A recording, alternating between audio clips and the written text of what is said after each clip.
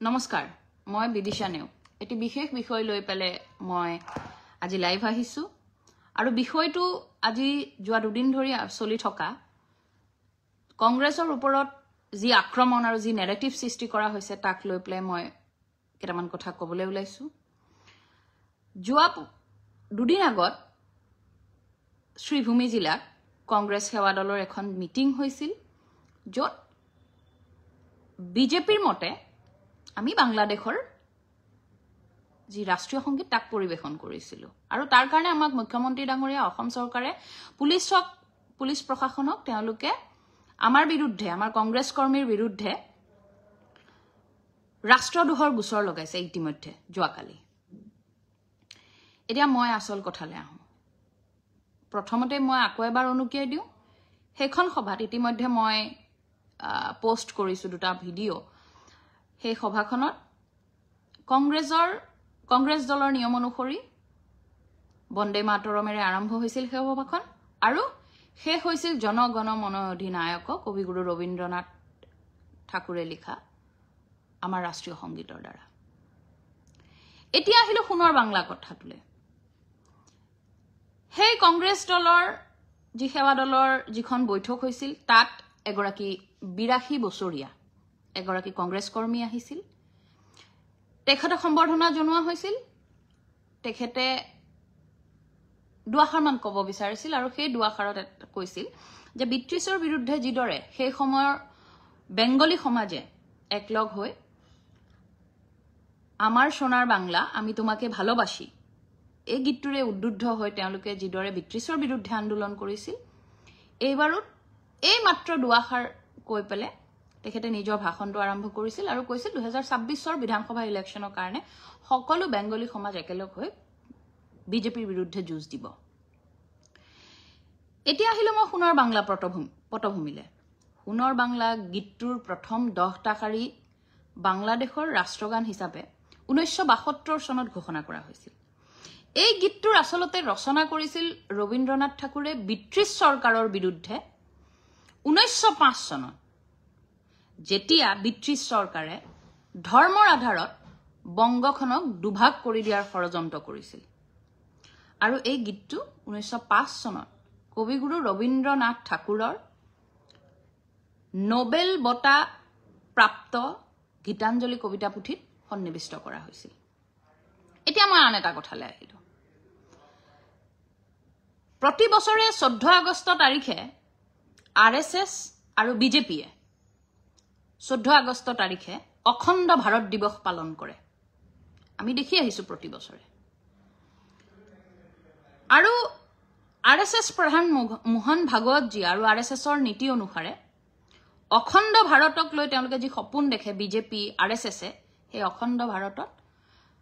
ভাৰতৰ লগতে বাংলাদেশ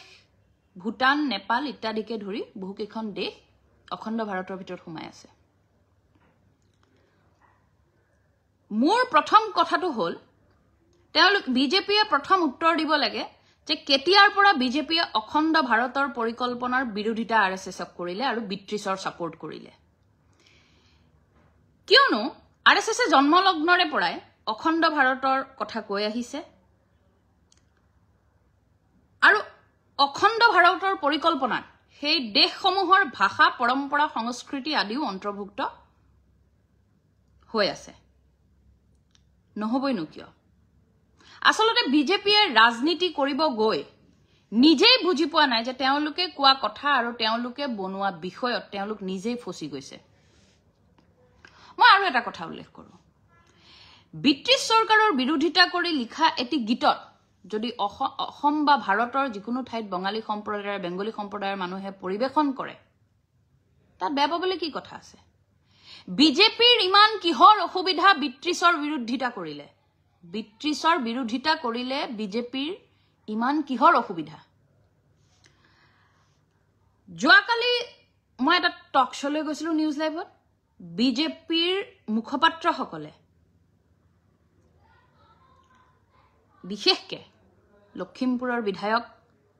মানৱ ডেকা ডাঙৰীয়া তেখেতেও টক শ্ব'টোত কৈছে যে কংগ্ৰেছৰ দৰে এটা ৰাষ্ট্ৰদ্ৰোহী দলৰ স্পোক্সপাৰ্চনক বহিবলৈ দিয়াৰ কাৰণে নিউজ লাইভক নন্দন প্ৰতিম শৰ্মা বৰদলৈ সাংবাদিক নন্দন প্ৰতিম শৰ্মা বৰদলৈ তেখেতে গৰিহণা দিছে আৰু নন্দন প্ৰতিম শৰ্মা বৰদলৈ সেই গৰিহণা গ্ৰহণ কৰিছে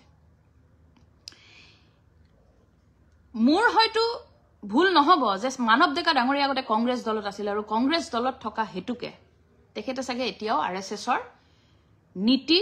বৰ বিশেষকে ভালদৰে জনা হোৱা নাই চাগে নহলেনো তেখেতসকলে অখণ্ড ভাৰতৰ কথা কোৱা আৰএছএছ বিজেপিয়ে অখণ্ড ভাৰতৰ সপোন দেখাৰ কথা কোৱা 14 আগষ্টত বৰ্তমানে আমাৰ ইয়াতো অখণ্ড ভাৰত দিৱস পালন কৰি থকাৰ পিছত 1905 চনতে কবিগুৰু ৰবীন্দ্ৰনাথ ঠাকুৰে লিখা এটি গীতৰ দুটা লাইন গাওঁতে কংগ্ৰেছ দলৰ কৰ্মীসকলৰ ওপৰত ৰাষ্ট্ৰদ্ৰোহৰ গোচৰ জাপি দিয়ে নে আসলতে প্ৰথম কথা বিজেপিয়ে ক্লিয়াৰ কৰিব লাগে যে আপোনালোকে আৰএছএছক বিৰোধিতা কৰে নেকি